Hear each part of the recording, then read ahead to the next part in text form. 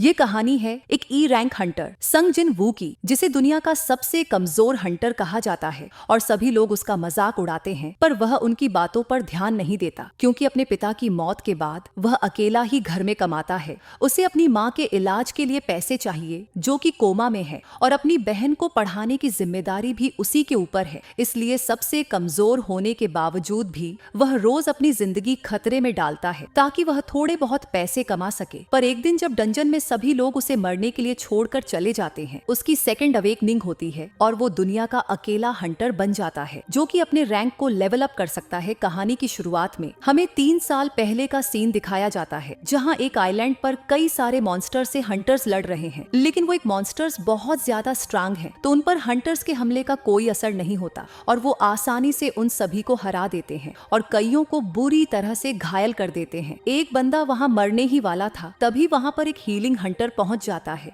और वो उसे बचाकर उसके जख्मों को तुरंत हील भी कर देता है। लेकिन तभी वहां कुछ और मॉन्स्टर्स आ जाते हैं और हीलर पर अटैक करने लगते हैं। लेकिन तभी वहां पर उसके कुछ और साथी पहुंच जाते हैं, और क्योंकि ये तीनों ही एस रैंक हंटर्स थे, इन्हें उनसे लड़ने में ज्यादा परेशानी नहीं हो रही थी। इसके तुरंत बाद ही वहां एक व्हाइट एक मॉन्स्टर्स आ जाता है। उसके साइज को देखकर सभी को लगता है कि वो शायद उनका लीडर होगा, जिसके बाद वो दोनों हंटर्स मिलकर उससे लड़ने लगते हैं और बड़ी ही आसानी से उसे भी हरा देते हैं। लेकिन तभी वहां बहुत सारे व्हाइट मॉन्स्टर्स आ जाते हैं, जिससे वो समझ जाते हैं कि वो 8 मॉन्स्टर कोई लीडर नहीं था। तो वो दोनों ही अपनी पावर्स को बढ़ाकर उन सभी मॉन्स्टर्स को खत्म कर देते हैं और उनकी भयानक लड़ाई सिटी से भी लोग देख सकते थे। जहां ये हंटर, जिसका नाम चोई है, वो अपनी हंटर्स की आर्मी के साथ सही समय पर पहुंच जाता है, क्योंकि वहां सैकड़ों की तादाद में वही एक मॉन्स्टर्स आ रहे हैं। वो अपने एक ही अटैक से सभी छोटी चींटियों को खत्म कर देता है, पर वो बड़ी चींटियां आगे बढ़ती रहती हैं, जिनसे लड़ने के लिए बाकी के हंटर्स आगे बढ़ते हैं।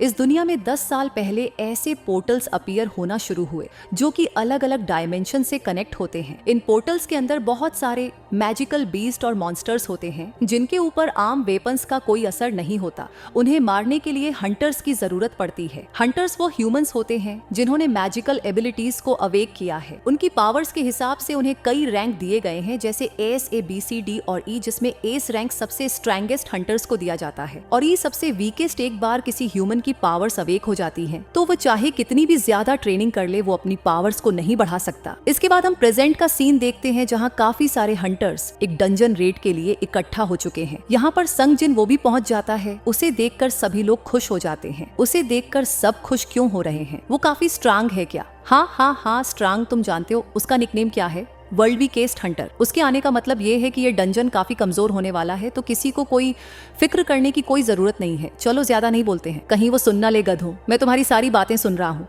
इतना चिल्ला चिल्ला के बोल रहे हो तुम लोग। तब अभी वहाँ पर जूही पहुंच जाती है, जो उसकी चोट के लिए उसे डांट लगाने लगती है। उसके पूछने पर जिनवू बताता है, मैं असल में एक ई रैंक डंजन में घायल हुआ था। मेरे अलावा बाकी किसी को तो एक खर्च भी नहीं आई। वहां कोई हीलर भी नहीं लेके गया था, क्योंकि उनके पास एक हाई रैंकर था। एक हाई रैंकर होने का मतलब ये तो नहीं कि वो हीलर नहीं लेके जाएंगे। नहीं, कोई बात नहीं। ऐसा इसलिए हुआ था क्योंकि मैं कमजोर हूँ। अब तो मुझे इसकी आदत हो गई है। यह सुन के जूं ही कुछ नहीं बोल पाती। आगे सभी लोग रेड पर जाने के लिए तैयार हो जाते हैं, जिनके सामने एक हंटर खड़ा होता है, जिसका नाम मिस्टर वोंग है। वो कहता है कि वो इस पार्टी का लीडर बनना चाहता है। किसी को कोई तकलीफ तो नहीं है, पर क्योंकि वो सबसे स्ट्रांग था, सब उसके लीडर बनने के लिए मान जाते हैं। इसके बाद सभी लोग डंजन के अंदर एक एक करके चले जाते हैं। पर जिन बाहर खड़ा होकर सोच रहा था, ये छोटी सी नाइफ जिसकी मैजिकल एनर्जी भी बहुत कम है, पर मैं अपनी इनकम से यही अफोर्ड कर सकता हूँ। चलो, कुछ ना होने से तो कुछ होना बेहतर है। और वो भी पोर्टल के अंदर चला जाता है। कुछ देर बाद वो एक मॉन्स्टर्स को हरा देता है, जिससे उसे एक माना क्रिस्टल मिलता है। मॉन्स्टर्स को मारने के बाद उनसे माना क्रिस्टल्स और जेम्स गिरते हैं, जिन्हें वो हंटर्स गिल्ड को देकर काफी सारे पैसे कमाते हैं। इन क्रिस्टल्स का यूज करके वेपन्स एंड मैजिकल आइटम्स बनते हैं, जो कि ताकतवर मॉन्स्टर्स को हराने में काम आते हैं। मॉन्स्टर्स जितना ज्यादा स्ट्रांग होता है, उसकी गिराई हुई मैजिकल आइटम्स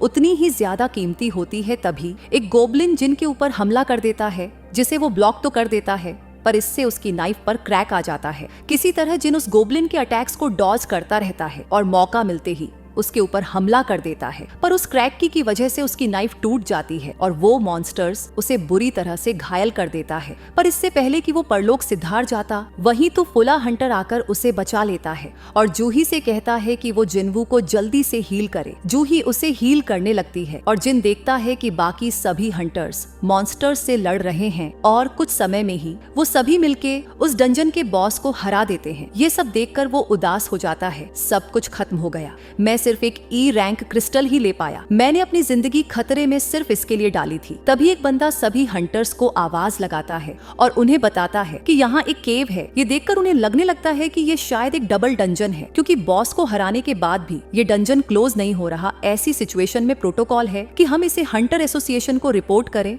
और उनकी इंस्ट्रक्शंस का वेट करे, लेकिन फिर सारी लूट भी उन्हें ही मिल जाएगी। ये तो एक ई रैंक डंजन है, इसमें भला डरने की क्या जरूरत। फिर भी ये काफी खतरनाक हो सकता है। तो हम सब वोट करेंगे। वोट में 6 लोग जाने को तैयार थे और 6 लोग नहीं। पर अभी तक जिन्हें वोट नहीं किया था, जिन अब सब कुछ तुम पर है, क्या मुझे जाना चाहिए? मुझे पता है कि एक डी रैंक डंजन मेरे लिए कितना खतरनाक हो सकता है, पर मुझे पैसों की बहुत ज्यादा जरूरत है। मेरे पिता के मरने के बाद घर में सिर्फ मैं ही कमाने वाला बचा हूँ। मुझे मेरी माँ के इलाज के लिए भी पैसे चाहिए और छोटी बहन की पढ़ाई के लिए भी मुझे जाना ही होगा। हाँ, मैं भी डंजन में जाना चाहता हूँ। इसके बाद हम एक फैसिलिटी को देखते हैं जहाँ ह्यूमंस जिन्होंने अभी अभी अपनी पावर्स अवेकन की है, वो अपनी एबिलिटीज को चेक करा रहे हैं और उस फैसिलिटी के बाहर ही कई गिल्ड के लोग उन्हें रिक्रूट करने की कोशिश करते हैं। उनमें से ऐसा ही एक बंदा किसी को फोन लगाता है। एक बी रैंक हंटर और 2 सी रैंक हंटर्स हमारे साथ ज्वाइन करने के लिए मान गए हैं। जिसे उसने फोन लगाया था वो मिस्टर चॉई है।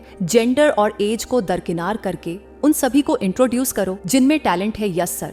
और आप तो जानते हैं कि कोई भी हमारी चाई इनसे ज्यादा टैलेंटेड नहीं होने वाला। इसके बाद हम मोहाली का सीन देखते हैं जहां कुछ चोर एक लड़की का पर्स छीनकर भाग रहे थे, लेकिन तभी उनके सामने छा पहुंच जाती है। वो आसानी से उन चोरों से उस लड़की का पर्स छीन लेती है, लेकिन जब वो पर्स वापस कर रही थी, सभी लोग उसका चेहरा पहचान जाते हैं और उसे चारों तरफ से घेर लेते हैं। भीड़ को देखकर वो बेचारी नर्वस हो जाती है और छलांग लगाकर वहां से भागने लगती है। दूसरी तरफ डंजन में सभी लोग केव के अंदर जा रहे हैं। सॉरी जूही, मेरे वोट की वजह से तुम्हें भी अंदर आना पड़ा। क्या तुम ठीक हो? ठीक, मैं कैसे ठीक हो सकती हूँ? अगर उसका हमला थोड़ा सा भी ऊपर होता तो तुम मारे जा चुके होते। तुम्हें पता भी है मैंने कितनी मुश्किल से तुम्हें हील किया है। उसकी डांट सुनकर वो समझ जाता है कि वो उस बी रैंक हीलर की वजह से ही अभी तक जिंदा है और वो फिर से माफी मांगता है। अगर तुम माफी मांगना चाहते हो तो मुझे कभी खाने पर लेकर जाना। इधर तो इस नल्ले की भी गर्लफ्रेंड बनने को तैयार है। कोई हदद है यार। तभी वो सभी लोग एक बड़े से दरवाजे के सामने पहुंच जाते हैं। इतना बड़ा सा दरवाजा मिलना कोई आम बात नहीं है, लेकिन किम कहता है कि अगर वो यहाँ तक आ गए हैं तो वो खाली हाथ नहीं जाने वाले। वहीं दूसरी तरफ सिटी में जो लोग नए नए हंटर्स बने हैं, उन्हें हंटर्स एसोसिएशन के प्रेसिडेंट की वीडियो दिखाई जा रही है। ये पोर्टल्स इस दुनिया में 10 साल से भी पहले आई थी, लेकिन अभी भी कई सारी मिस्ट्रीज हैं जो कि हम नहीं जानते। और अगर आप एक हंटर की तरह सरवाइव करना चाहते हैं तो आपका हर वक्त सावधान रहना बहुत जरूरी है। चाहे आप कितने भी एक्सपीरियंस्ड क्यों ना हो, आप एक ही तरह से सरवाइव कर सकते हैं और वो है हर वक्त सतर्क रहकर। लेकिन इन झोपड़पट्टी वालों को देखकर लगता है कि ये मेन चीज ही भूल गए हैं, क्योंकि वो एक ऐसे रूम में जा रहे हैं जो कि मिस्टीरियस है, खतरनाक है और कोई भी उसके बारे में कुछ नहीं जानता। अंदर जाकर वो देखते हैं कि वो चारों तरफ स्टैचू से घिरे हुए हैं, जिन्हें देखकर लगता है कि वो कई सेंचुरी पुरानी है और जिन वो वहां के सबसे बड़े स्टैचू के सामने खड़ा था। वहीं जूही को इन सब की वजह से घबराहट होने लगती है। सभी लोग सोच में पड़ जाते हैं कि बॉस है कहाँ। वही वोंग जमीन पर देख रहा था, जो कि देखने में मैजिक सर्कल जैसा है। तभी उन सभी को एक स्टैचू के पास एक टैबलेट पर कुछ लिखा हुआ दिखता है। उसमें किसी गॉड को वर्शिप करने के लिए कमांडमेंट्स लिखी हुई हैं, जिन्हें की वोंग पढ़ने लगता है। पहला, भगवान की पूजा करो। दूसरा, भगवान की प्रशंसा करो और तीसरा, भगवान में विश्वास करो। तभी चिन वो उसे कहती है कि उसने स्टैचू की आंखों को मूव करता हुआ देखा। वो स्टैचू हमें देख रहा था। जो भी इन बातों को ओबे नहीं करेगा वो इस जगह से कभी बाहर नहीं जा पाएगा। वो जैसे ही इतना पढ़ता है, जिस दरवाजे से वो आए थे वो दरवाजा अचानक से बंद हो जाता है। ये देखकर सभी लोग डर जाते हैं और एक हंटर कहने लगता है कि यही वजह थी कि मैं यहाँ आना नहीं चाहता था। ये सारे ट्रेजर तुम ही रखो, मैं जा रहा हूँ यहाँ से। वो दरवाजे को धक्का दे ही रहा था, तभी एक स्टैचू उसके ऊपर हमला कर देता है और हम देखते हैं कि उसका सर उसके धड़ से अलग हो चुका था। ये देखकर वहां मौजूद सभी हंटर्स की फट जाती है और वो सब लोग डर के मारे चिल्लाने लगते हैं। उस हंटर का रैंक क्या था? उस ससो स्टैचू ने इतनी जल्दी कैसे उसे हरा दिया? वो मुझसे तो बहुत ज्यादा ताकतवर होगा, लेकिन वो भी पलक झपकते ही मारा गया। ये क्या हो रहा है? ये तो एक डी रैंक डंजन था ना, इसमें तो ऐसा होना ही नहीं चाहिए। तभी उसे जूही की बात याद आती है और वो पीछे बड़े वाले स्टैचू को देखता है। तभी उस स्टैचू की आंखें जिन्वू को देखने लगती हैं, जिससे जिन्वू और भी ज्यादा डर जाता है। मैं पहले भी जिंदगी और मौत की सिचुए मिशन से गुजर चुका हूँ। मैं अपने पहले ही मिशन में रे टीम से अलग हो गया था, जिसकी वजह से एक ही रैंक मॉन्स्टर्स ने इतनी बुरी तरह से घायल किया कि मुझे 4 हफ्तों तक हॉस्पिटल में रहना पड़ा। और एक बार जब मैं मेज में फंस गया था, मैं तो लगभग भूख से मर ही गया था। एक लो रंड गंजन में भी जाना मेरे लिए जिंदगी और मौत का सवाल है। हंटर्स जो मॉन्स्टर्स के जम से पैसे कमाते हैं, वो बेहतर गियर्स और वेपन्स में खर्च करते हैं ताकि वो और भी ज्यादा ताकतवर मॉन्स्टर्स को हरा सकें। लेकिन मेरे पास तो बस ये सस्ती सी नाइफ है। अगर इस नाइफ को कुछ हो गया तो मुझे मॉन्स्टर्स से हाथों से ही लड़ना होगा। अगर मुझे सरवाइव करना है तो मुझे हर वक्त चौकन्ना रहना पड़ता है। मुझे हर तरह के लूप होल को देखते रहना होता है ताकि मैं कुछ पैसे कमा सकूं। शायद इसीलिए मुझे खतरे के बारे में सबसे पहले पता चला। जिन वो चिल्लाकर सभी को नीचे झुकने को कहता है। तभी उस स्टैचू की आंख से आग बाहर आती है, जिससे एक हंटर जल के राख में बदल जाता है और उसकी लेजर की वजह से जमीन भी पिघल जाती है। किसी तरह जिन जूही को बचाने में कामयाब होता है। यह सब कैसे हुआ? हम यहाँ फंस चुके हैं। क्या यहाँ से बाहर जाने का कोई रास्ता नहीं है? क्या मैं यहीं मरने वाला हूँ? कोई भी अपनी जगह से मत हिलना, नहीं तो ये स्टैचू फिर से हमला करेगा। जूही अभी भी काफी ज्यादा डरी हुई थी। जिन अगर तुमने स्टैचू की मूवमेंट को नोटिस ना किया होता तो हम सब मारे गए होते। तो अभी जिन देखता है कि वोंग का एक हाथ कट चुका था, तो वो उसके हाथों में पट्टी बांध देता है। मैं जूही को खुद को हील करने को कहता, पर वो दिमागी रूप से काफी ज्यादा कमजोर है, इसलिए वो बी रैंक होने के बावजूद भी सिंपल रेड्स में ही हिस्सा लेती है। मैं भी कई भी रैंक डंजन में जा चुका हूँ और मैं ये साफ साफ देख सकता हूँ। हमारे सामने जो मुसीबत है उसे एक ऐसे रैंक डंजन में होना चाहिए, तभी जिनको उस टैबलेट पर लिखी हुई बातें याद आती हैं और जिनको लगता है कि जिस भगवान की उसमें बात हुई थी वो शायद वही स्टैचू है। तभी एक हंटर खड़ा होता है। मुझे अपनी स्पीड पर पूरा भरोसा है। मैं उसके अटैक करने से पहले यहाँ से चला जाऊंगा, लेकिन अपनी फुल स्पीड में भी वो इतना तेज नहीं होता कि वो उस स्टैचू से बच सके। यह देख के वो लोग और भी ज्यादा डर जाते हैं। ये स्टैचू हमें कभी भी मार सकता है। इसने अभी तक हमें जिंदा क्यों रखा है मिस्टर सॉन्ग? पहली कमांडमेंट क्या थी? भगवान की पूजा करो। जिन किसी तरह हिम्मत करके खड़ा होता है, तभी उस स्टैचू की आंखें चमकने लगती हैं, पर एकदम से जिन वो नीचे बैठ जाता है और ऐसा करते ही वो स्टैचू शांत हो जाता है। सब के सब स्टैचू के सामने घुटने टेक कर बैठ जाओ। जब तक हमारे सर एक सर्टेन हाइट से नीचे हैं, वो हमें कुछ नहीं करेगा। जिसके बाद वो सभी हंटर्स उस स्टैचू के सामने अपना माथा टेक देते हैं और यह देखते ही उस स्टैचू के चेहरे पर एक बड़ी सी स्माइल आ जाती है। ये देख के एक हंटर खड़ा हो जाता है और उसे देखकर बाकी के हंटर्स भी खड़े हो जाते हैं और उन्हें लगने लगता है कि अब उन्हें कुछ नहीं होगा। लेकिन तभी वो स्टैचू मूव करने लगता है। वो खड़ा होकर उन्हें कुचलने के लिए उनकी तरफ ही आने लगता है। हमें दूसरी कमांडमेंट भी पूरी करनी होगी, हमें उसकी प्रशंसा करनी होगी। ये सुन के एक हंटर आगे आता है और कहता है कि मुझे पता है ये कैसे करना है, लेकिन उसके शब्द गलत थे। तो वो स्टैचू उसे कुचल देता है, जिसके बाद वो एक लड़की को भी कुचल देता है। डर के सभी लोग उससे भागने लगते हैं। भागते वक्त पार्क सोचने लगता है कि वह नहीं मर सकता। वो अपनी फैमिली को अकेला कैसे छोड़ सकता है। लेकिन जैसे ही वो एक स्टैचू के पास खड़ा होता है, वो स्टैचू उसे बीच में से काट देता है। आखिर हम क्या प्रशंसा करें इसकी? यह भगवान कम शैतान ज्यादा है। तभी जिन नोटिस करता है कि कई स्टैचू उसके हाथों में वेपन्स हैं, पर कुछ के हाथ में म्यूजिकल इंस्ट्रूमेंट्स हैं। सबके सब इंस्ट्रूमेंट्स वाले स्टैचू के सामने खड़े हो जाओ। सबसे पहले मिस्टर वोंग एक स्टैचू के पास जाता है और उसके वहां जाते ही वो स्टैचू म्यूजिकल इंस्ट्रूमेंट बजाने लगती है। किम भी एक स्टैचू के पास जाकर खुद को बचा लेता है। जिन वो जूहे के साथ एक स्टैचू के पास जाता है, लेकिन वो एक्टिवेट नहीं होता। तो वो समझ जाता है कि एक स्टैचू के पास एक ही बंदा खड़ा हो सकता है। तो जिन जोही को वहां छोड़कर किसी और स्टैचू की खोज में वहां से चला जाता है। लेकिन उस बड़े स्टैचू से बचने के चक्कर में वो एक हथियार वाले स्टैचू के पास खड़ा हो जाता है, जो कि उसके ऊपर हमला करके उसके पैर को काट देता है। लेकिन फिर भी वो रंगता हुआ दूसरे स्टैचू की तरफ बढ़ने लगता है। वक्त रहते वो उसके पास पहुंच जाता है और वो स्टैचू गाना गाने लगता है। म्यूजिक को सुनकर वो स्टैचू वापस से अपने थ्रोन पर बैठ जाता है। जूही जिन के पास आती है और देखती है कि उसका एक पैर कट चुका है। वो उसे हील करने की कोशिश करती है लेकिन इससे खुद ही घायल होने लगती है। वहीं दूसरी तरफ सारे हंटर्स मिस्टर सॉन को ब्लेम करने लगते हैं क्योंकि लीडर होने के नाते ये सारी उन्हीं की गलती है। वोंग भी कहते हैं कि मैं लीडर था तो सारी रिस्पॉन्सिबिलिटी मेरी ही है। तभी वो स्टैचू अपना हाथ उठाता है और डंजन के बीचों बीच एक ऑल्टर अपीयर होता है। जिन कहता है कि वो एक ऑल्टर है, वहां शायद भगवान के लिए बलि चढ़ाई जाती है। और तीसरी कमांडमेंट थी बिलीव इन गॉड। मैं समझ गया यहाँ हमें एक लिविंग सैक्रिफाइस की जरूरत है। और तलवार सीधा मिस्टर सॉन की गर्दन पर लगा देता है तुम्हें। अब तुम्हारी गलतियों की सजा तो भुगतनी ही होगी। अकेले ही उस ऑल्टर की तरफ जाने लगते हैं। जैसे ही मिस्टर वोंग वहाँ पहुँचते हैं वहाँ एक आग जल जाती है। तो वो जिन से पूछते हैं कि अब उन्हें क्या करना है। जिनको भी समझ नहीं आता कि वहाँ चल क्या रहा है। तो वो कुछ हंटर से कहता है कि वो उसे अल्टर के पास ले चले। वो जैसे ही ऑल्टर के पास पहुँचते हैं वहाँ तीनों ओर फायर जलने लगते हैं। मिस्टर सॉन्ग, अगर हम यहाँ रुक गए तो क्या कोई हमें बचाने यहाँ आएगा?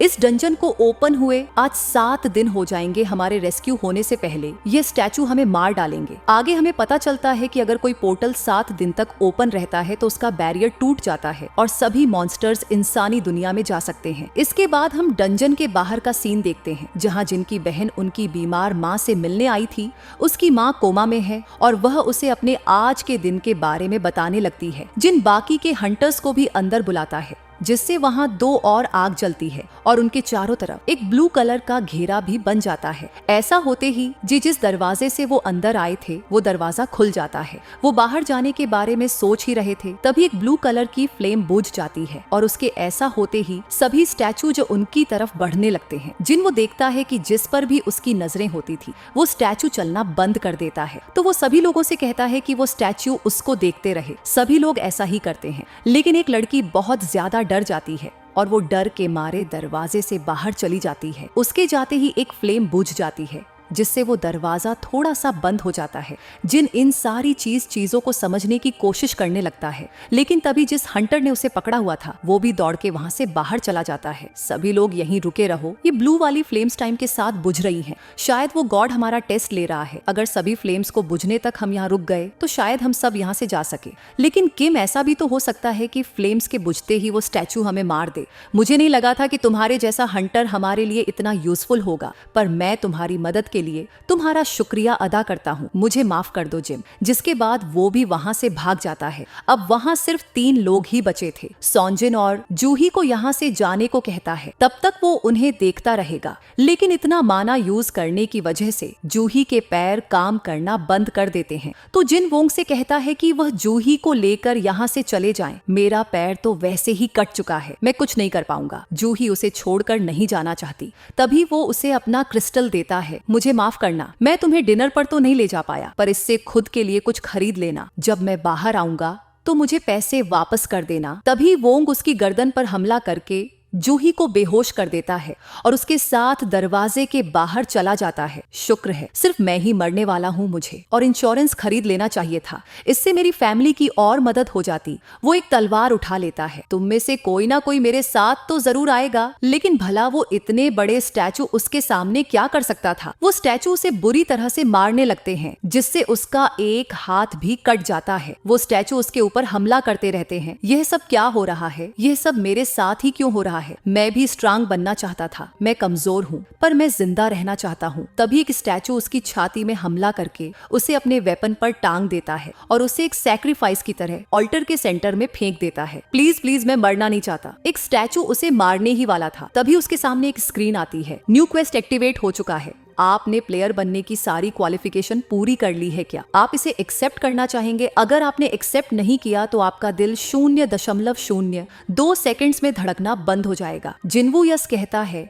इसके 3 दिन बाद जिनको एक हॉस्पिटल में होश आता है और वह देखता है कि उसके हाथ और पैर दोनों ही सही सलामत हैं। जिनको लगने लगता है कि वो सारी चीजें एक बुरा सपना थी। तभी हंटर एसोसिएशन से 2 लोग उससे मिलने आते हैं जिनमें से एक का नाम वो था और दूसरे का कैंग। वो उसे बताते हैं कि वह 3 दिन से बेहोश था। तो जेन उनसे जूही और वोंग के बारे में पूछता है। वह उसे बताते हैं कि वह ठीक है, पर क्योंकि सॉन्ग का एक हाथ कट चुका है तो शायद वह हंटिंग छोड़ देंगे। और जही की मेंटल स्टेट बहुत खराब है। उसकी साइकोलॉजी लॉजिकल ट्रीटमेंट चल रही है, पर शायद वो भी दोबारा हंटिंग पर ना जाए। तुम्हारी पूरी टीम में से सिर्फ 6 हंटर्स ही जिंदा बच पाए हैं। हंटिंग खतरनाक काम है, लेकिन ऐसी चीजें होना काफी रेयर है। और जब एक टीम व्हाइट टाइगर गिल्ड के साथ अंदर गई, वहाँ हमें तुम मिले। लेकिन जैसा बाकी के सर्वाइवर्स ने बताया था, वहाँ कोई भी स्टैचू नहीं था। अगर हमें वहाँ कोई डेड बॉडी ना मिलती तो हम ये सारी चीजों को झूठ मान सकते थे और सबके जिम्मेदार तुम ठहराए जाते। पर ऐसा नहीं है जिन्वू। क्या तुमने रीअवेकनिंग एक्सपीरियंस की है? अवेकनिंग के बाद कोई भी हंटर अपनी पावर्स को नहीं बढ़ा पाता, लेकिन कुछ रेयर हंटर्स होते हैं जो कि रीअवेकनिंग एक्सपीरियंस करते हैं, जिसके बाद वह सीधा ए रैंक या फिर एस रैंक हंटर्स बनते हैं। वो उसके पास एक मैजिक डिटेक्टर रखता है और जिन खुशी खुशी उसके ऊपर अपना हाथ रखता है। उन सबको इसलिए लग रहा था कि जिन वो ने सेकेंड अवेकनिंग एक्सपीरियंस की है, क्योंकि सर्वाइवर्स के हिसाब से वो स्टैचू बहुत ज्यादा स्ट्रांग थे, तो वहां कोई ई रैंक हंटर तो सर्वाइव कर ही नहीं पाता। उसके लिए उसे ए रैंक या फिर एस रैंक होना होगा। लेकिन उसका पावर लेवल 10 दिखता है, यानी वो अभी भी ई रैंक है। किसी भी ई रैंक हंटर का स्कोर भी कम से कम 70 आता है।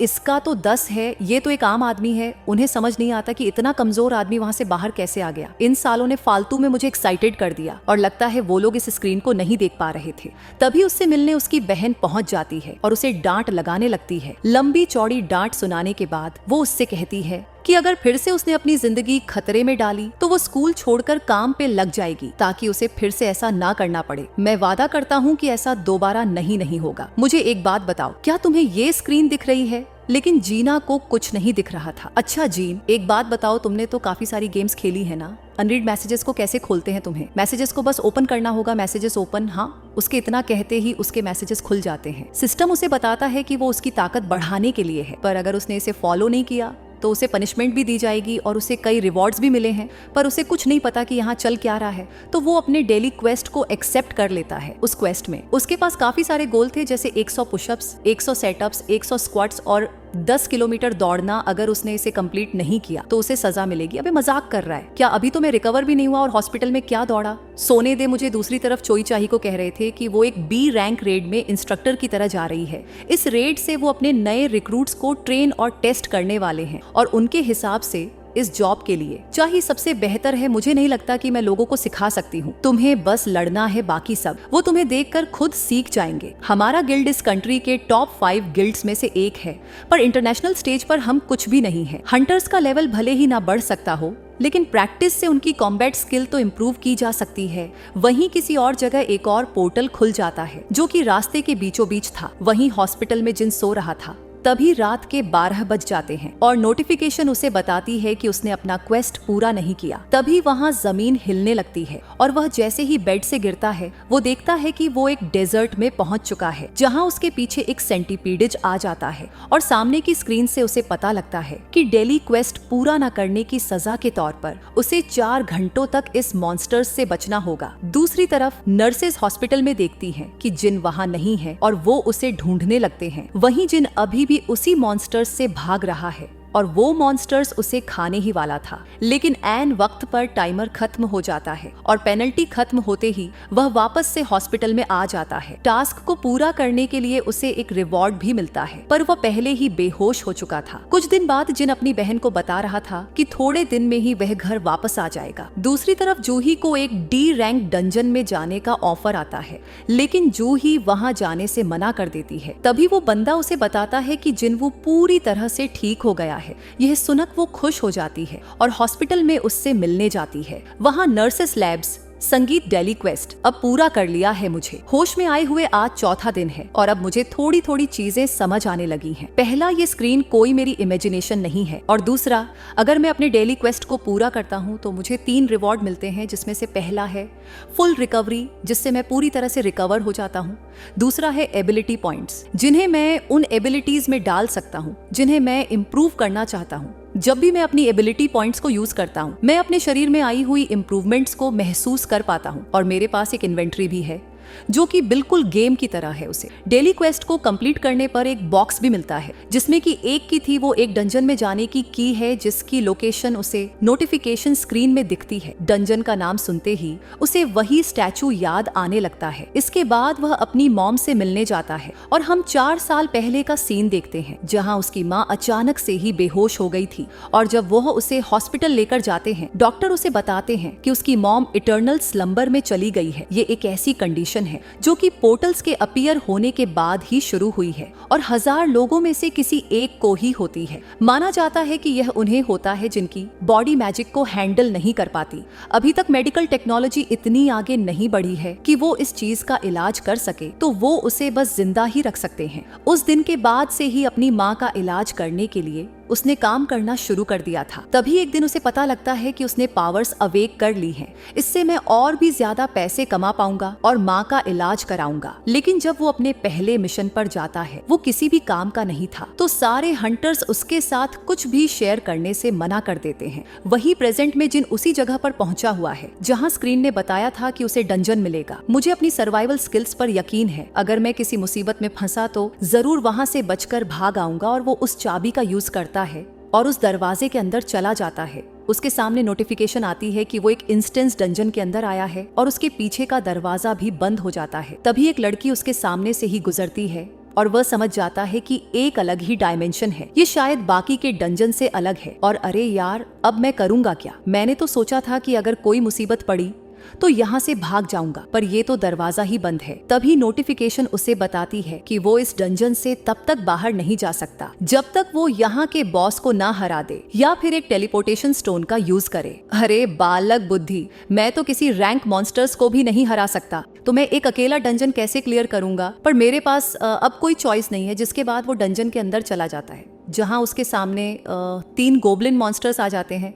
वो जिन के ऊपर हमला कर देते हैं, जिन बस उनके अटैक्स को डॉज ही कर पा रहा था और उसे उनके ऊपर अटैक करने का मौका नहीं मिलता। और आखिरकार वो सभी मॉन्स्टर्स उसके ऊपर भारी पड़ जाते हैं। पर गुस्से में जिन फिर से खड़ा होता है और अपने चाकू से एक मॉन्स्टर्स को खत्म कर देता है। इसकी वजह से उसका कॉन्फिडेंस बढ़ जाता है और वो बाकी के गोब्लिन्स को भी बड़ी आसानी से मार गिराता है। लगता है मैं सच में ताकतवर हो रहा हूँ। लेकिन उसी वक्त वहाँ एक मॉन्स्टर्स पहुंच जाता है जो कि उसके वेपन को ऐसे तोड़ देता है जैसे वो कांच का बना हो। जिन वो समझ जाता है कि बाकी के गोब्लिन से ये मॉन्स्टर्स कहीं ज्यादा ताकतवर है और डर के मारे उसके पैर कांपने लगते हैं। लगता है मेरे दिल से अभी तक उस टंच का डर नहीं गया है। तभी वो लाइक उसके ऊपर हमला कर देता है जिससे उसके चेहरे पर खरोंच आ जाती है। मेरे पास कोई हीलर नहीं है, अगर मुझे चोट आई तो यही सब कुछ खत्म हो जाएगा। जिन्स मॉन्स्टर्स के अटैक्स को डॉज करता रहता है और उसे यकीन नहीं होता कि वो कितना लाइट महसूस कर रहा है। वो फिर से उसके ऊपर हमला करने आता है, लेकिन जिन अब डर डर के परेशान हो चुका था और अब फाइनली वो उससे लड़ने लगता है। उसके मुक्के से वो लाखन उड़ता हुआ दूर जा जाता है। क्या मेरी ताकत इतनी बढ़ गई है? लेकिन मुझे नहीं लगता कि इसका कोई फायदा है, क्योंकि उसके मुकाबले अभी भी मैं बहुत कमजोर हूँ। जिसके बाद वो लगातार उसे मुक्के मारता रहता है, लेकिन इन हमलों का उस पर कोई असर नहीं होता। तो उसे फिर से उस मॉन्स्टर्स के अटैक्स को डॉज करना पड़ता है। आखिर मैं अब करूं क्या? ना मेरे पास कोई पार्टी है, ना ही कोई हीलर। अगर ऐसा ही चलता रहा तो मैं मारा जाऊंगा। काश मेरे पास कोई मैजिकल वेपन होता। तभी उसे याद आता है कि उसके पास एक इन्वेंट्री भी है जिसके अंदर से वो एक बड़ी सी तलवार निकालता है, जिसका यूज करके वो मॉन्स्टर्स को बीच में से काट देता है। 1 सेकंड, ये तलवार मेरी इन्वेंट्री में क्या कर रही है? किम ने तो कहा था कि उसने इसे 3 मिलियन में खरीदा है। तभी उसके जख्म हील होने लगते हैं और उसी वक्त वहां 2 और लाइक पहुंच जाते हैं। लेकिन अब जिन को डर नहीं लग रहा था, क्योंकि अब उसके पास एक वेपन है, पर वो तलवार जमीन में फंस चुकी है। वो मॉन्स्टर्स उसकी तरफ बढ़ते रहते हैं और अब जिनकी फटने लगी है, पर ऐन वक्त पर वो तलवार को बाहर निकाल लेता है। पर जब वो उन वल्स पर हमला करता है, एक वुल्फ उसके हमले से बच जाता है और दूसरा तो उसकी तलवार को ही पकड़ लेता है। तो जेंस को लात मारता है और तलवार से उसके मुंह को ही काट देता है। जिसके बाद वहाँ सिर्फ एक ही मॉन्स्टर बचा था। ये मॉन्स्टर्स वहाँ के मुकाबले तो कुछ भी नहीं है। वहीं वो मॉन्स्टर्स डर के वहाँ से भाग जाता है और अब फाइनली उसे थोड़ा आराम करने का मौका मिल जाता है और वो देखता है कि वो लेवल 2 तक पहुंच गया है डेली क्वेस्ट कंप्लीट करके। तो कभी मेरा लेवल नहीं बढ़ा लगता है। ये असली लड़ाई है, इसलिए बढ़ गया। मेरे जख्म भी हील हो गए हैं और लगता है जब मैं लेवल अप करता हूँ मेरा हर स्टैटिक पॉइंट से बढ़ जाता है। इसके बाद वो लाइक के पास जाता है जिससे उसे एक फैंग मिलता है। अगर ये गेम है तो क्या ये वाला डंजन और यहाँ के मॉन्स्टर्स गेट वाले डंजन से अलग हैं? तभी उसके सामने एक शॉप की स्क्रीन आ जाती है, लेकिन उसका लेवल बहुत कम है, इसलिए वो कुछ नहीं खरीद सकता। लेकिन वो चीजों को बेच जरूर सकता है और उसे बेचने पर 20 गोल्ड मिलते हैं। इसकी वैल्यू कितनी होगी? पर मैं ई रैंक डंजन में हूँ तो ज्यादा तो होने से रहा। अब मुझे क्या करना चाहिए? बिना बॉस को हराए मैं बाहर तो जाने से रहा और इतनी जल्दी मुझे टेलीपोर्टेशन स्टोन भी नहीं मिलेगा। लेकिन अगर मैं ऐसे ही बैठा रहा तो भूख से ही मर जाऊंगा। अगर मैं बॉस को हराना चाहता हूँ तो मुझे मॉन्स्टर्स को मारकर अपने लेवल को बढ़ाना होगा। इतना बोलते ही उसके सामने बहुत सारे लाइकिन मॉन्स्टर्स आ जाते हैं। जिन हिम्मत जुटा आता है और उन वुल्फ से लड़ना शुरू कर देता है। मैं तुमसे आसानी से नहीं मरने वाला, पर मुझे पता है कि तुम भी हार नहीं मानोगे।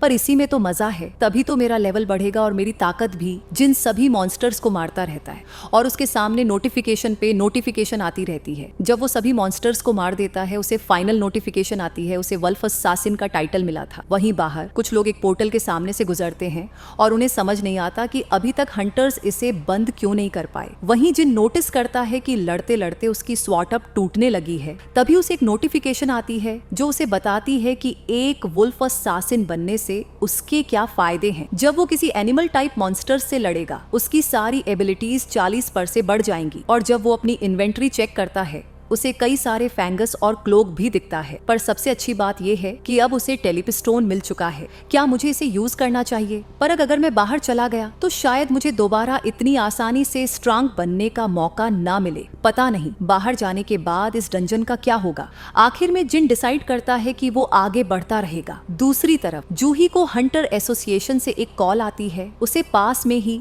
एक डंजन ब्रेक के बारे में बताया जाता है और मदद के लिए वहां बुलाते हैं। जूही को गिल्टी फील होता है क्योंकि उसने पहले उन्हें मना कर दिया था और वह सोचती है कि जिन्वू जब इतनी मेहनत कर रहा है तो उसे भी कुछ तो करना ही होगा और वो मदद के लिए हाँ कर देती है। दूसरी तरफ जिन डंजन के मॉन्स्टर्स को मारता जा रहा था, जब भी मेरा लेवल अप होता है मेरे लिए मॉन्स्टर्स से लड़ना आसान हो जाता है, और साथ ही उनके नाम का कलर भी चेंज हो जाता है। व्हाइट कलर का मतलब है कि वो मुझसे कमजोर है। अगर वो ऑरेंज कलर का है यानी वो मेरे जितना ही ताकतवर है। लेकिन अगर उनका कलर रेड है तो वो मुझसे कहीं ज्यादा ताकतवर है। पहले इन वूल्स का कलर भी रेड था लेकिन अब वो व्हाइट हो चुका है, यानी मैं पहले से काफी ताकतवर हूँ। पर मेरी इम्प्रूव्ड परसेप्शन से मुझे पता लग रहा है कि नीचे वाला मॉन्स्टर्स बहुत भयानक होने वाला है। उसकी तलवार लगभग टूट गई है और अब उसका लेवल भी यहाँ नहीं बढ़ रहा। पर उसके यहाँ आने का गोल ही स्ट्रांग बनना है, तो वो स्टेयर से नीचे उतर जाता है। जैसे ही वो नीचे पहुंचता है बिजली की तेजी से कोई उसके ऊपर हमला कर देता है। उसे रिएक्ट करने का भी मौका नहीं मिलता।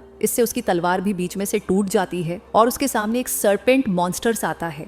इतना लेवल अप करने के बाद भी उस मॉन्स्टर्स का नाम ऑरेंज में दिख रहा है। इस डंजन का बॉस तो यही मॉन्स्टर्स है। मुझे नहीं लगता कि इसकी थिक स्केल्स को मेरी तलवार से कुछ होने वाला है। वो जानता है कि बिना वेपन के लड़ना अपनी मौत को दावत देना है। उस मॉन्स्टर्स के अगले हमले की वजह से जिन पानी में गिर जाता है, लेकिन वो मॉन्स्टर्स पानी में भी उसका पीछा नहीं छोड़ता। जिन गन्ने की बोरी की तरह इधर से उधर उड़ता रहता है और यहाँ तक कि उसके ऊपर एक ट्रेन भी फेंकी जाती है। उसे लगा था कि वो अब ताकतवर हो गया है, लेकिन अब वह समझ चुका है कि यह काफी नहीं था और वह सोच में पड़ जाता है कि आखिर मुझे कितना स्ट्रांग बनना होगा। कब मैं दूसरों के लिए बोझ बनना बंद करूंगा। उसे मिस्टर वोंग की बात याद आती है। सभी लोग तुम्हें सबसे वीकेस्ट हंटर कहते हैं। अगर तुम उन सभी को गलत साबित करना चाहते हो तो तुम्हें कड़ी ट्रेनिंग करनी होगी। तभी वो मॉन्स्टर्स फिर से जिन पर हमला कर देता है और उसे कूटते कूटते एक अलग ही एरिया में ले जाता है। मुझे वो निकनेम इसलिए दिया गया था क्योंकि मैं सबसे कमजोर था। जिनके पास ताकत होती है वो हर सिचुएशन में ऊपर होते हैं,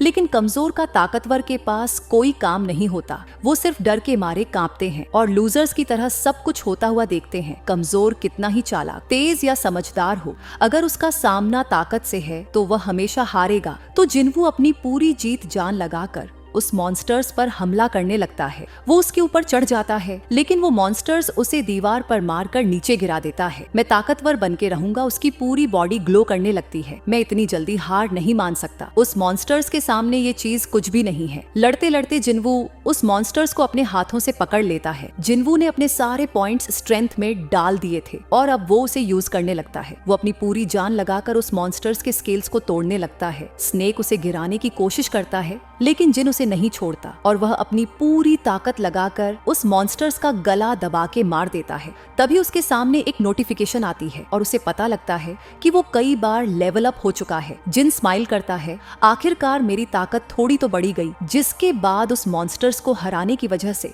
उसे एक खतरनाक सा डैगर मिलता है जो कि किम की स्वर्ड से दुगनी ताकतवर है और उसमें पैरालिसिस और ड्रेन की एबिलिटी भी है। और साथ ही उसे एक पॉइजन भी मिलता है जिससे उसकी स्किन तो मजबूत मजबूत हो जाएगी, पर वो उसके मसल्स की ऐसी की तैसी कर देंगे। और क्योंकि उसने बॉस को हरा दिया था, वो डंजन खत्म हो जाता है और जिन वो एक ट्रेन स्टेशन में खड़ा था, वो अपनी टूटी हुई स्वर्ड के साथ बाहर आता है। लेकिन वहाँ आसपास एक भी इंसान नहीं दिख रहा था। वहाँ खड़ा सोल्जर जल्दी ही उसे छुपने को कहता है, पर उस तलवार को देखकर वह समझ जाता है कि वो एक हंटर है, तो वो उसे अपने साथ चलने को कहता है। रास्ते में इधर उधर देखकर उसे पता लग जाता है कि कोई डंजन ब्रेक हुआ है। सोल्जर बताता है कि बाहर आए हुए सारे मॉन्स्टर्स मारे जा चुके हैं, लेकिन अभी भी एक जायंट मॉन्स्टर्स जिंदा है। जिन्वू की परसेप्शन एबिलिटी काफी ज्यादा बढ़ गई है और उसे पता लग जाता है कि बॉस है कहाँ। हम देखते हैं कि अब मॉन्स्टर्स बहुत ही ज्यादा बड़ा है। हंटर्स को उससे लड़ने में बहुत ज्यादा मुश्किल हो रही है और उनका लीडर उनसे कहता है कि वो टैंक को हील करने में फोकस करे। वहीं टैंक को समझ नहीं आता कि फाइटर्स कर क्या रहे हैं, क्योंकि इतनी देर से लड़ने पर भी वो मॉन्स्टर जरा भी डैमेज नहीं हुआ था। जिन्वू जब ये सारी चीजें देखता है, वो समझ जाता है कि ये सारे हंटर्स जल्दी जल्दी में इकट्ठा किए गए हैं, क्योंकि इनमें टीम वर्क नाम की कोई भी चीज नहीं है। उसे अपनी परसेप्शन स्किल से पता लग जाता है कि यहाँ 8 रैंक हंटर्स हैं और एक डी रैंक हंटर है, और वो डी रैंक हंटर टैंक है।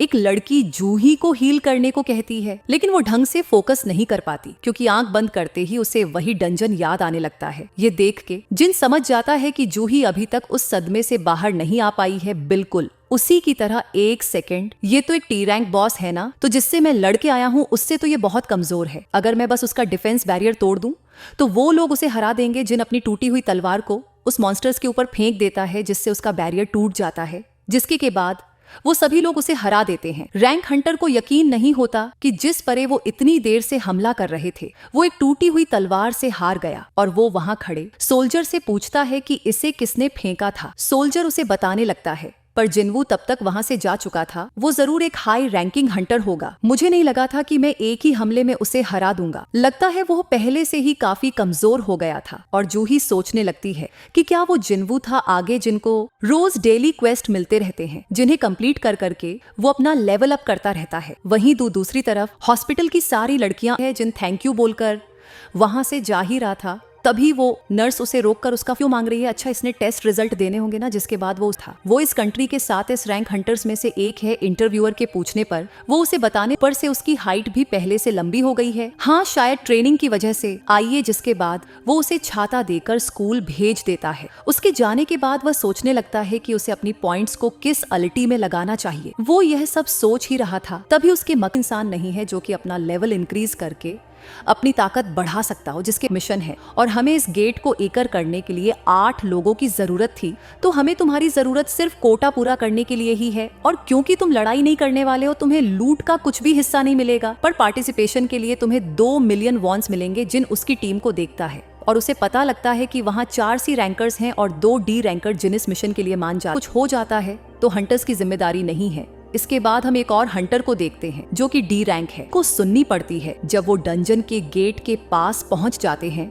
वो उस गेट के साइज को देखकर हैरान हो जाते हैं, पर हांग उन्हें बताता है कि इन्वेस्टिगेटर्स ने इसे 2 बार चेक किया है। यह सी रैंक डंजी ही है। जिन भी हो को बताता है कि गेट के साइज से कोई फर्क नहीं पड़ता। इन्वेस्टिगेटर्स उसके अंदर के मैजिक को चेक करते हैं और इससे ही इसका लेवल डिसाइड से उजाला कर दे देता है। पर उन्हें अभी तक एक भी मॉन्स्टर्स नहीं दिखता, जिसके बाद आगे जाने पर उन्हें 2 रास्ते दिखते हैं। तभी जिनको मॉन्स्टर हो जाते हैं और वो देखते हैं कि उनके चारों तरफ दीवारों में कई जगह होल्स हैं। उन्हें समझ नहीं आता कि आखिर उन पर हमला कहाँ से होने वाला है। तभी जेन उन सभी को बताता है कि वो मॉन्स्टर्स ऊपर हैं। सबसे पहले वॉन अपने मैजिक से उन मॉन्स्टर्स के ऊपर हमला कर देता है। हांग अपनी टंट स्किल का यूज करके सभी मॉन्स्टर्स को अपनी तरफ बुलाने लगता है और उसके साथ ही उन्हें मारने लगते हैं। जिन्वू भी उनके टीम वर्क को देखकर काफी ज्यादा इम्प्रेस हो जाता है और वो समझ जाता है कि ये सभी लोग काफी समय से एक दूसरे के साथ काम कर रहे हैं। रही बात हो की तो यह अभी तक जिंदा सिर्फ अपने इक्विपमेंट्स की वजह से ही है। सारी चीजें बड़ी ही स्मूथली जा रही है, पर पता नहीं मुझे क्यों कुछ गड़बड़ लग रही है। तभी एक मॉन्स्टर्स उसके ऊपर हमला करने आता है, पर वह अपनी एक लात से ही उसे मार गिराता है। उन सभी मॉन्स्टर्स को मारने के बाद वो लोग उनके मैजिक जैम्स को इकट्ठा करना शुरू कर देते हैं। थैंक्स जिन्वू, अगर तुमने हमें ना बताया होता। हो सकता है यहाँ कोई इनसे भी ताकतवर मॉन्स्टर्स है। जिन्वू को कुछ गड़बड़ लगने लगती है। हो, तुम्हारे इक्विपमेंट्स काफी महंगे हैं ना, अपना थोड़ा ध्यान रखना। किसी और जगह पर हम एक बंदे को देखते हैं जो कि जमीन के हिलने की वजह से घबरा जाता है, पर दूसरा बंदा उसे शांत रहने को कि वो बाइक है जिसने एक बड़े से पत्थर को अपने हल्के से पंच से ही पूरी तरह से तोड़ दिया है। ये तो मेरे वार्म अप के लायक भी नहीं था, साफ कराओ इसे। दूसरी तरफ जिनका ग्रुप डंजन की ओर अंदर जा रहा था और कुछ दूर जाने पर उन्हें काफी सारे मकड़ी के जाले दिखते हैं और जैसे ही वो इस एरिया को पार करते हैं उन्हें सामने बहुत आकर उससे कहता है कॉन्ट्रैक्ट के हिसाब से जिनको सिर्फ मॉन्स्टर्स से गिरी हुई लूट नहीं मिलेगी पर माना क्रिस्टल्स बैटल लूट नहीं है, यानी इन सभी माना क्रिस्टल्स का 8 हिस्सों में बंटवारा होगा। दंग स्माइल करता है, तो उन्होंने किसी एक्सपीरियंस हंटर को कॉल क्यों नहीं किया। दूसरी तरफ हम हान को देखते हैं। वान जाओ और गुफा का गेट क्लोज कर दो। वान अपने एक हमले से गुफा के दरवाजे को बंद कर देता है। मुझे इसी बात का शक था, मिस्टर सॉन्ग ने पहले ही उसे वार्न किया। डंजन में एक्सीडेंट्स होते ही रहते हैं, तो अगर डंजन में कोई क्राइम कमिट करता है तो किसी को भी तो जब तक कि कोई सर्वाइवर नहीं है किसी को भी कोई सबूत नहीं मिलेगा। वहीं हो पछताने लगता है और उसे लगता है कि अगर उसने कॉन्ट्रैक्ट की बात नहीं लाई होती तो शायद चुका है। जिनवू मेरे साथ रहना मैं तुम्हें बचाऊंगा अलग है, शुरू से ही उनका प्लान। दूसरी तरफ फंग अपनी टीम के साथ डंजन से बाहर आ जाता है। उसका एक टीममेट उससे पूछता है कि उन्होंने सीधा उन्हें मार क्यों नहीं दिया, फालतू में ये सब नाटक करने की जरूरत ही क्या थी, तुम पागल हो गए हो क्या, अगर हमने उन्हें वहां मार दिया होता तो वो स्पाइडर जाग जाता। उसके बाद वो माना क्रिस्टल कौन तेरा बाप लेके आता, बाहर एक बार वो मॉन्स्टर्स उन्हें खाकर सो जाए, उसके बाद हम सभी माना क्रिस्टल्स को बाहर ले आएंगे। अगर वो उन्हें मार नहीं सोया तो हमें ही उस मॉन्स्टर्स को हराना होगा जो क्रिस्टल को नहीं ले पाएंगे। पर कोई बात नहीं, हम उस अमीरजादे के इक्विपमेंट्स को लेकर बेच देंगे, हमें उनके बहुत पैसे मिलेंगे। वहीं डंजन के अंदर हो जिनसे कह रहा था तुम पागल हो गए हो, वो एक सी रैंक का बॉस है, उसे सी रैंक या उसके ऊपर का हंटर ही हरा सकता है। तुम तो ई रैंक हंटर हो सही कह रहा है। भले ही मैं रिवेकन हुआ हूँ और मेरे लेवल काफी बढ़ गए हैं, लेकिन फिर भी मैं काफी कमजोर हूँ। वो गोलम और वो स्नेक दोनों ही लेवल डी बॉस थे, उनके मुकाबले ये स्पाइडर कहीं ज्यादा ताकतवर है। लेकिन पता नहीं क्यों मुझे डर नहीं लग रहा। शायद मैं इतना ताकतवर हो गया हूँ, किसी रैंक मॉन्स्टर से मुझे डर ना लगे, शायद मैं इसे हरा सकता हूँ। असली हंटिंग अब शुरू होती है। दूसरी तरफ हंटर एसोसिएशन का प्रेसिडेंट जिसका नाम गोटू है, वो बोरिंग मीटिंग में जा जाकर परेशान हो चुका है। वहीं दूसरी तरफ डंजन में उससे लड़ते हुए जिनको पता लगता है कि उस स्पाइडर की स्किन बहुत ज्यादा टफ है और उसके अटैक्स इतने ज्यादा खतरनाक है कि अगर एक बार भी वह उसे लग गए तो उसकी जान तो जानी पक्की है। वहीं हो इन सभी चीजों को देख रहा था। ये नामुमकिन है, एक ई रैंक हंटर ऐसे मूव नहीं कर सकता। ये आखिर है कौन, कहीं ये कोई फेक रैंकर तो नहीं। कुछ हंटर्स अपनी मैजिक पावर को कंट्रोल कर सकते हैं और जानबूझकर लोअर रैंक लाते हैं। ये सनकी लोग होते हैं जो कि कमजोर को मारकर मजे लेते हैं। ये कहीं उनमें से एक तो नहीं। वहीं लड़ते लड़ते जिन थकने लगता है और अभी तक उसने उस मॉन्स्टर्स के ऊपर एक हल्का सा स्क्रैच भी नहीं डाला था। उसे जल्दी ही इस मैच को खत्म करना होगा। वो अपने डैगर की स्पेशल एबिलिटीज को यूज करना चाहता है, जिसके लिए उसे स्पाइडर के वीक पॉइंट्स पर हमला करना होगा। लेकिन जब वो उसके ऊपर हमला करने जाता है, वो स्पाइडर उसके ऊपर एसिड से हमला कर देता है। मुझे अपनी स्पीड को और ज्यादा बढ़ाना होगा। लगता है डैश किल को यूज करने का समय आ चुका है। वो इस स्किल का यूज करके बड़ी जल्दी उस स्पाइडर के पास पहुंच जाता है, लेकिन उस स्पाइडर का सर भी बहुत ज्यादा मजबूत था, तो डैगर की कोई भी स्किल उसके ऊपर असर नहीं करती। लेकिन जिन वो हार नहीं मानता और वह लगातार उसके ऊपर हमला करता रहता है, लेकिन धीरे धीरे उसकी थकावट बढ़ती रहती है और अंत में वो इतनी ज्यादा बढ़ जाती है कि उस स्पाइडर को उसके ऊपर पर हमला करने का मौका मिल जाता है। वो स्पाइडर उसकी चटनी बनाने ही वाला था, तभी उसे याद आता है कि उसने अपना डेली क्वेस्ट का रिवॉर्ड एक्सेप्ट नहीं किया था और वो है फुल रिकवरी। स्पाइडर उसके ऊपर हमला कर देता है। हो को लगता है कि जिन तो गया, लेकिन जिन अपनी स्पीड का यूज करके स्पाइडर के ऊपर फिर से हमला कर देता है और इस बार उसका निशाना उसकी आंख थी और इस बार डैगर के इफेक्ट्स उसके ऊपर काम करने लगते हैं। तो जिन लगातार उसके ऊपर हमला करता रहता है ताकि इफेक्ट्स बढ़ते रहे और धीरे धीरे जिन उस स्पाइडर को हराने में कामयाब होता है, जिसके बाद उसे एक नोटिफिकेशन आती है कि उसने डंजन के मास्टर को हरा दिया है। लेकिन जिन जानता है कि ये सब कुछ उसका लक था। अगर उसने फुल रिकवरी को पहले एक्सेप्ट कर लिया होता तो आज वह मर चुका होता। वहीं हो हैरान हो जाता है क्योंकि जिन ने एक डंजन बॉस को अकेले ही हरा दिया था और उसे यकीन हो जाता है कि जिन वो एक फेक रैंकर है जिनको स्पाइडर से एक जैम मिलता है। तभी वहां हो पहुंच जाता है। बड़े भैया, अब से मैं इस सामान सारा मैं ही उठाऊंगा और आप चाहे तो वो जैम भी इस बैग में डाल सकते हैं। क्या आप पानी पीना चाहेंगे? जिसके बाद वो अकेले ही माना क्रिस्टल को तोड़ना शुरू कर देता है। इससे क्या हुआ? उसी वक्त हंग का ग्रुप वहां पर वापस आ जाता है। दूसरी तरफ चेयरमैन को उसी हंटर के साथ स्पार कर रहे थे और उसके ऊपर भारी पड़ते हैं। आप तो सच में काफी ताकतवर हैं। मैं पहले से काफी कमजोर हो गया हूँ, पर तुम्हारी इंप्रूवमेंट को देखकर पता लगता है कि तुम बहुत ज्यादा ट्रेन करते हो। ट्रेनिंग से भले ही एक हंटर का लेवल ना बढ़े, लेकिन स्किल्स तो इम्प्रूव हो ही जाती हैं। एक हंटर को मेंटली और फिजिकली हमेशा स्ट्रांग रहना चाहिए, खासकर डंजन में, जहाँ पता नहीं होता कि कौन सा इंसान कैसा होगा।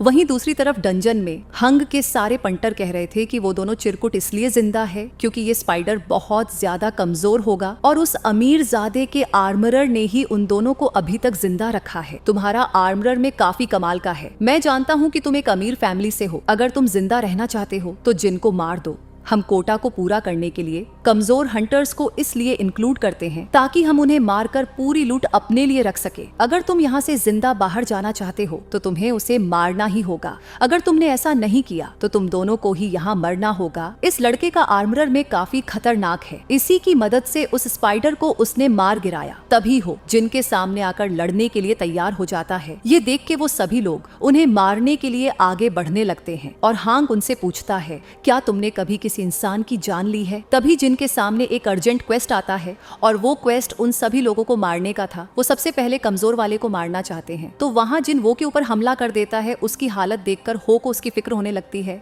दूसरी तरफ हम कुछ हंटर्स को देखते हैं, जिनमें से एक हंटर उनकी चाही के साथ ट्रेनिंग के बारे में पूछती है। वो बताती है कि उस एस रंग हंटर ने बड़ी ही जल्दी उन मॉन्स्टर्स को हरा दिया और वो खुद को काफी लकी समझती है कि उन्हें चा के गिल्ड ने रिक्रूट किया, क्योंकि एक हंटर के ग्रुप के बारे में कहा जा रहा है कि उसके लोग कुछ ज्यादा ही मर रहे हैं। दूसरी तरफ डंजन में जिनवू सोच रहा था, आखिरकार मैं कैसे भूल गया, ये दुनिया मतलबी धोखेबाजों से भरी हुई है। ये सिस्टम सीधा मुझे उन्हें मारने को कह रहा है। क्या ये मुझे किसी चीज के लिए जिंदा रखना चाहता है?